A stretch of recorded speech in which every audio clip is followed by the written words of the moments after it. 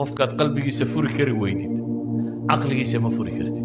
qalbiga maxaa lagu furaa alxanaan walxub walkalima ayiba qofku aad si fiican ula hadasho tusaale yar carruurteennu guriga waa ka sii cararaan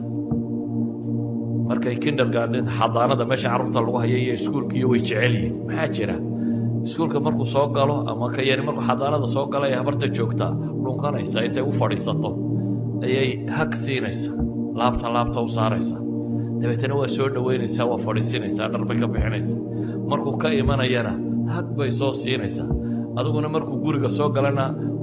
fadhiiso war baad ku bilaabaysaa dee iyadu kaa jeclaanaya hadday saatay waxaan uga jeedaa qalbiga qofkaa la furaa dabeetana